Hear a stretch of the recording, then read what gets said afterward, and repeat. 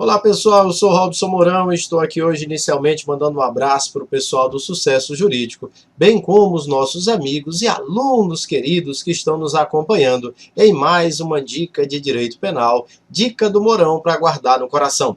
E a dica de hoje é estilo Vingadores, mas é uma dica Vingadores com spoiler, olha só a nossa tentativa.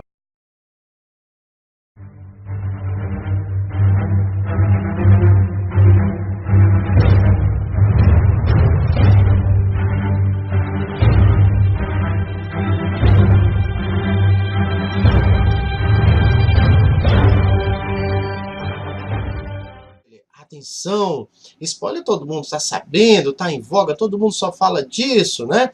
É quando você já sabe o que vai acontecer, antes de assistir o filme, alguém fica te contando, fica te falando o final, como é que será, determinadas cenas, né? Pois nós vamos aqui apresentar spoiler de direito penal. Nós vamos ver a dica do conteúdo e no final nós vamos ver uma questão de concurso, de OAB e etc. sobre o conteúdo apresentado anteriormente. Você já vai saber o conteúdo antes mesmo de ver a questão. Esse spoiler é legal. Esse você vai gostar. Mesmo você que não gosta de spoiler, eu aconselho você nos acompanhar até o final desse vídeo. Então, spoiler de direito penal com o Robson Mourão. Legal? Se você gostar desse daí, você vai deixar nos seus comentários para a gente produzir depois outro, tá bom? Bacana! Alerta! Esse vídeo tem spoiler.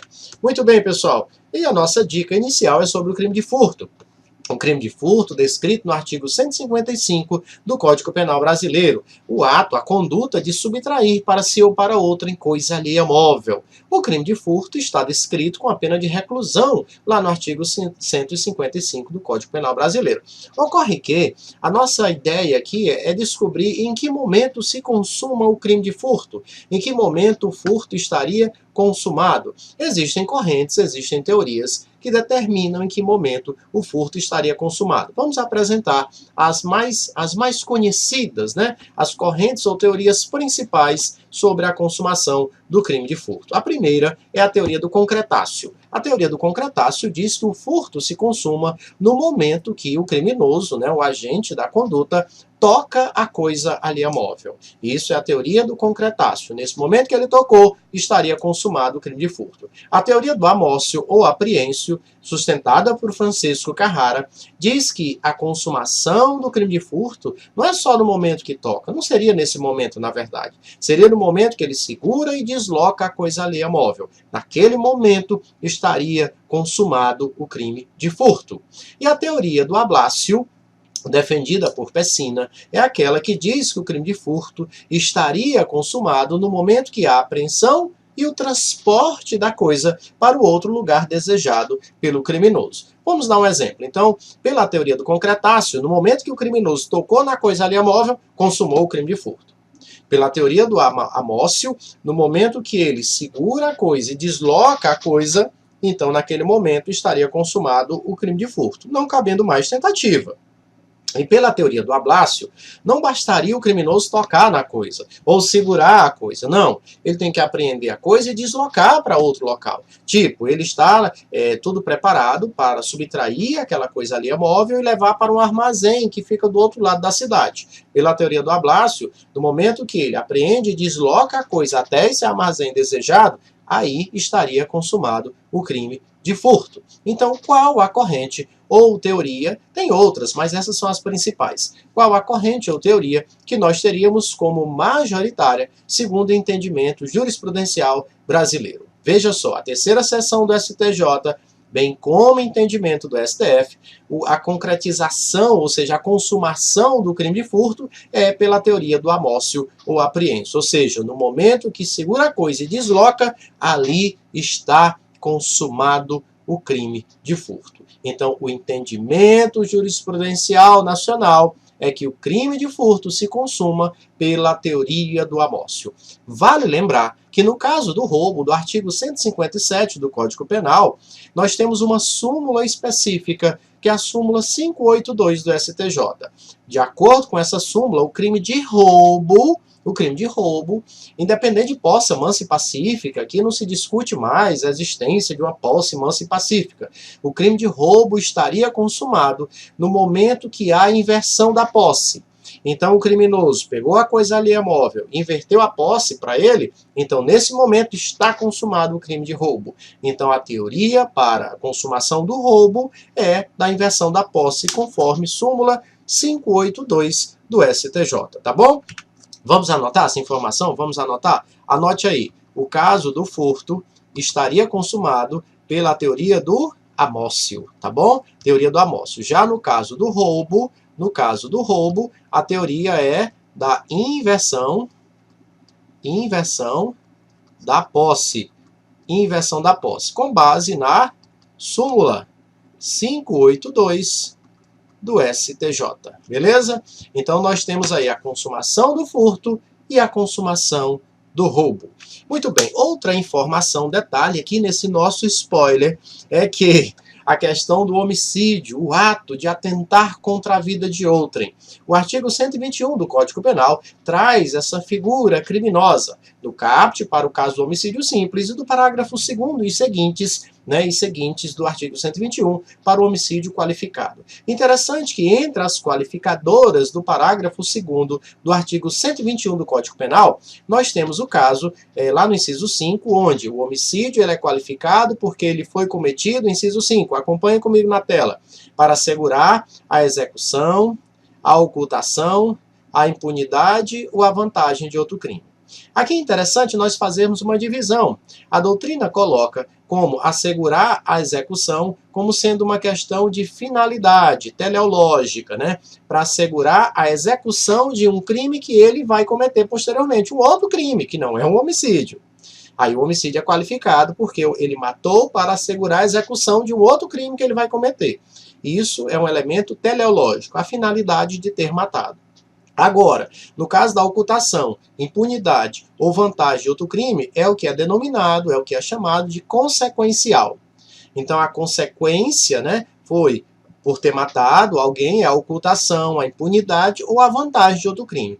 Também é interessante você diferenciar a ocultação e impunidade. A ocultação está ligado a uma questão do crime, ou seja, ele matou para ocultar, para esconder a ocorrência do crime. Enquanto a impunidade está ligado ao sujeito, ou seja, ele matou para que o sujeito que cometeu aquele outro crime não seja descoberto. Então existe uma diferença entre a ocultação, que está ligada ao crime, e impunidade, que está ligado ao sujeito, tá certo? Muito bem, depois de tanto spoiler, vamos aqui para a nossa questão da OAB adaptada, estilo Vingadores. Acompanhe aí com a gente.